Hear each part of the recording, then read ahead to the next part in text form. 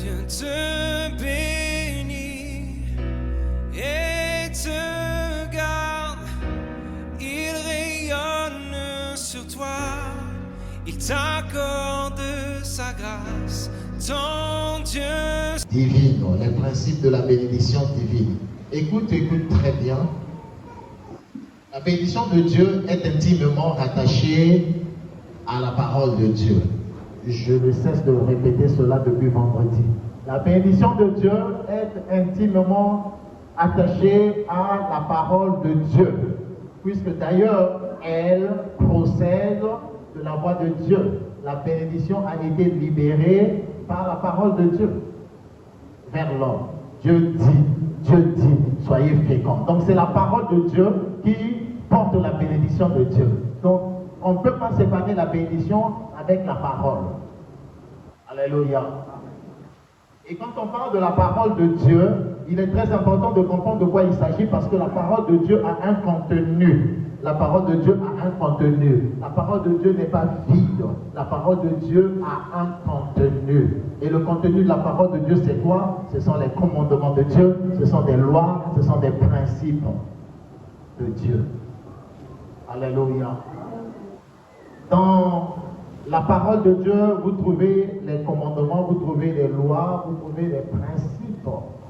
Vous trouvez aussi des promesses et vous trouvez des prophéties. La parole a un contenu. Et c'est le contenu de la parole là qui soutient la bénédiction de Dieu. C'est très important de le savoir. Que dans Zambabimisi, Mapamboli a déclaré Mapamboli Likolo Gomoïna yo. Mapamboli Wana Ekwe Likolo na yo. Maintenant, Mapamboli Wana Ekosenga na yo Otambola na Kolandaka Maloba ya Nzambe. Pour qu'elle se manifeste, pour qu'elle talisama de façon concrète dans ta vie de tous les jours. Alléluia. C'est très important. Être béni par voix audible, c'est une très bonne chose. Mais il faut par la suite saisir la parole qui soutient cette bénédiction-là et marcher selon elle. La bénédiction de Dieu n'est pas censée se manifester sans l'observation de la parole de Dieu. Genèse 28 ne devait se réaliser pleinement que si Adam observait Genèse 2, versets 16 à 17. Alléluia. L'homme a été béni. Et pour que l'homme vive la plénitude de la bénédiction déclarée sur sa vie, cet homme-là doit mettre en pratique la parole que Dieu lui a donnée. Alléluia. La bénédiction va commencer à se manifester. Mais pour qu'elle puisse déployer toute sa plénitude, il te faut mettre en pratique la parole de Dieu. C'est très important. Absolument important. Beaucoup ne font pas cet effort de comprendre la dimension cachée de la parole de Dieu. Et malheureusement, les chrétiens ont une vie difficile parce que les prédicateurs portent la responsabilité de la situation à cause de ce qu'ils ont dit au peuple de Dieu et que le peuple de Dieu a pu être vrai. Et ça a plongé dans une sorte de léthargie, une sorte de paralysie, au point que les chrétiens pensent que lorsqu'on parle de la grâce exclut l'action de ta part. Il faut que tu restes seulement comme ça parce que la grâce va agir. C'est pas vrai. C'est pas vrai.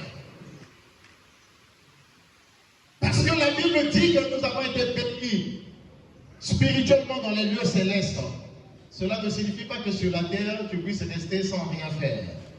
Non. Tu dois mettre en pratique la parole du Seigneur. Lui-même a dit dans Jean 13, 17, il dit, vous êtes heureux si vous connaissez ces choses. et pourvu que vous puissiez les mettre en pratique. La mise en pratique est la chose la plus importante. C'est ce que Dieu attend de chacun de nous. Il ne s'agit pas juste d'écouter. Il ne s'agit pas juste d'écouter et de dire je reçois. Oui, tu as reçu, c'est bien. Maintenant, pratique ce que tu as entendu. Alléluia. La pratique, c'est ce que Dieu attend de nous. Et donc, quand nous parlons des principes de la bénédiction de Dieu, nous voulons parler de quoi? Nous voulons parler des lois divines. Les lois divines, naturelles et surnaturelles, qui permettent à la bénédiction de se concrétiser ou de se manifester dans la vie de l'homme. Les principes de la bénédiction sont des lois divines, qui sont naturelles et surnaturelles. Naturelles et surnaturelles, lesquelles lois permettent à la bénédiction de se concrétiser ou de se manifester dans ta vie de façon claire, de façon palpable. Il y a des principes pour cela. Et en tant qu'homme, nous devons apprendre à les mettre en pratique. Lorsque vous lisez Genèse chapitre 27, Genèse 27, à partir du verset 1 jusqu'au verset 7 à peu près, la Bible nous parle de l'homme appelé Isaac qui était devenu vieux et qui ne voyait plus réellement. Il savait que ses jours sur la terre étaient arrivés à expiration pratiquement. Et il voulait donc libérer la bénédiction que lui avait reçue de son père Abraham sur un de ses fils. Et dans sa tête, il se disait qu'il va falloir libérer cela dans la vie du premier-né, c'est-à-dire d'Ésaü. Alléluia. Et donc, il a fait appel à Ésaü, il a dit, Ésaü, mon fils, viens, va me chercher du gibier et prépare-moi un mets tel que j'aime, afin que mon âme te bénisse avant que je ne meure. Afin que mon âme te bénisse avant que je ne meure. Et tant que l'âme et l'ubu, le lenge, et que se bénisse à moté manangai, pomole manangai, et pambolayo. Alléluia. Et Ésaü, quand il a entendu cela, il s'est levé rapidement et il est allé chercher du gibier à côté de Samba. Comme il était un excellent chasseur, il est allé faire la chasse afin de préparer à manger à son père. Ce que Ésaü était en train de rechercher ici, c'est quoi? C'est la bénédiction. Ayokaki, tata lobi na ye, que kena olukangai nyamamoko yo olamba, lolenge mote mananga elingaka, et mole mananga ekopambola yo. Quand il a entendu ça, il dit, oh, c'est une bonne chose. Il est allé en forêt. Il a couru, il est allé en forêt. Son frère Jacob, lui, n'était pas en forêt, lui, il était juste à côté.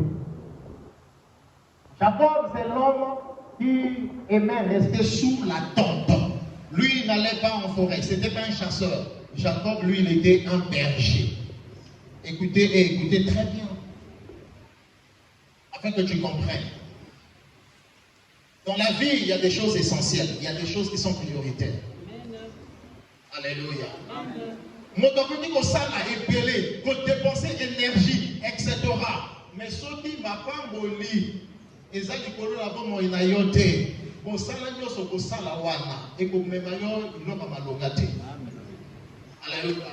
Il faut savoir où se trouvent les priorités. Il faut savoir où se trouvent les priorités. Chercher l'argent, c'est bien. Mais quand tu es béni et tu te mets à chercher l'argent, tu le trouveras. Alléluia. Ésaü a couru, il est allé au champ pour chasser.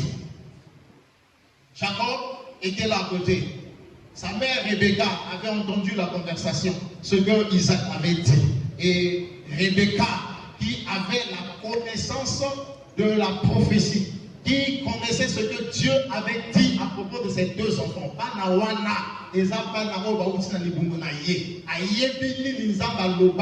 au sujet de Moko na Bango. Alléluia. Quand il a entendu Isaac vouloir transférer la bénédiction d'Abraham chez Ésaü, Rebecca a dit jamais.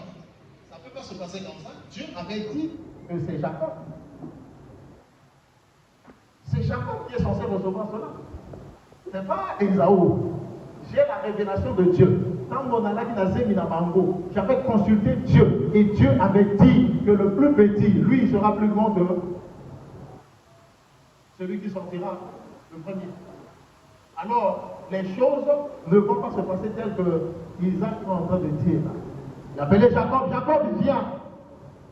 Écoute-moi très bien, mon fils. Va prendre un gibier, va prendre de la viande dans le troupeau. Ésaü a été au Béka. Il est allé à la chasse pour faire un gibier à préparer à son père pour la bénédiction. Et Rebecca aime le plus.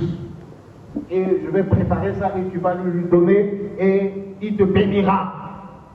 Jacob a dit, ah, mais mon côté. Donc on m'a pas ça, mais doit aller mon côté. Lui, il est velu, il a beaucoup de poils. Moi, je n'en ai pas beaucoup. Il a un teint différent du mien. Lui, il est un peu roux. Alléluia. Ésaü est un peu roux. Je veux dire brun. Et Jacob est donc comment?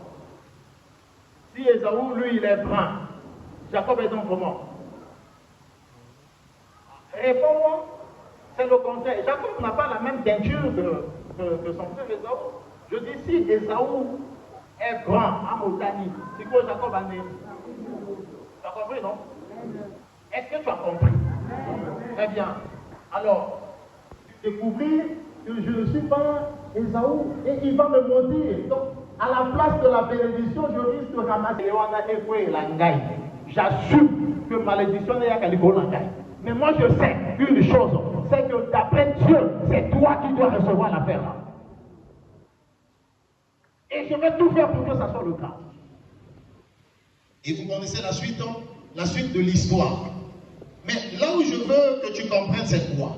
Pourquoi est-ce que Isaac n'a pas seulement appelé, il n'a pas seulement appelé Ésaü pour dire mon fils, bon,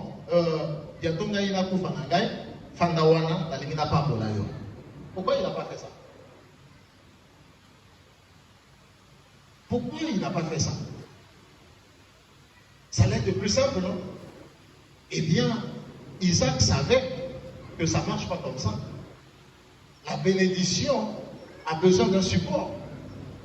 La bénédiction a besoin d'un support sur lequel elle va atterrir pour opérer. Alors, il faudrait que mon fils apporte le support en question. Sinon, il ne pourra pas. Lui-même, Isaac, avait hérité d'Abraham la bénédiction comment? Isaac a hérité d'Abraham la bénédiction sur la montagne appelée Moriah. C'est sur cette montagne-là où il avait accompagné son père à la demande de Dieu. Viens m'offrir ton fils, Isaac, ton unique. Abraham l'a pris, c'est Genèse 22. Abraham a pris Isaac, ils sont partis. Isaac a reçu le transfert de la bénédiction de Dieu d'Abraham vers sa vie sur l'autel de sacrifice. Sur l'autel du sacrifice, là où il était étalé.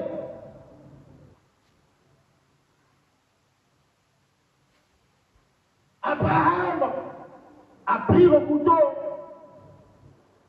Il pensait, peut-être qu'il va falloir sacrifier Isaac littéralement comme Dieu avait dit. Et Dieu a dit à Abraham, arrête, ne fais pas du mal à l'enfant. Ce n'est pas son sacrifice physique que je veux. Alléluia. Isaac avait été offert à Dieu par Abraham sur l'autel du sacrifice.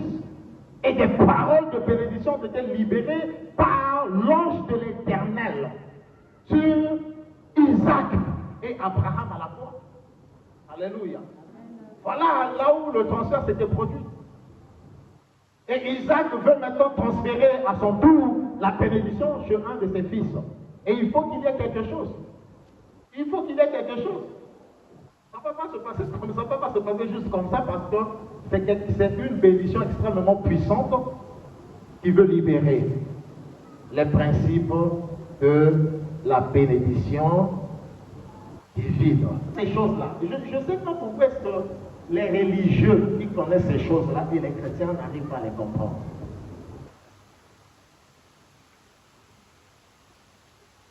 Le musulman, quand c'est l'heure d'aller à la mosquée, il ferme sa boutique, il s'en va.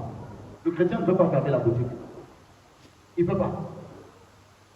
Il dit, ah non, ok, n'a pas le monsieur. De Dieu. Est-ce que Dieu a de la valeur par rapport à l'argent que toi tu cherches? Et Dieu observe ces choses-là. Il observe. Il observe. Les principes de la bénédiction dont on parle là, il y en a qui ne sont pas des chrétiens mais qui connaissent ça et qui les mettent en pratique. Et ça leur produit des résultats. Mais le chrétien, non. Il ne met pas en pratique, mais il proclame que c'est lui qui connaît Dieu, comme si Dieu était chrétien. Dieu n'est pas chrétien. Dieu n'est pas chrétien.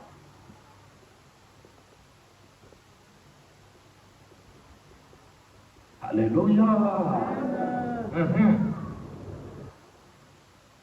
Ésaü, toujours dans la distraction, toujours dans la recherche du matériel, il est là toujours dans la chasse, etc. Ésaü, c'est quelqu'un qui s'en fout de connaître Dieu. Son père vit avec Dieu. Son père a une alliance avec Dieu. Mais Ésaü, lui, c'est pas son souci. Et quand son père a voulu commettre l'erreur, Rebecca a corrigé l'erreur.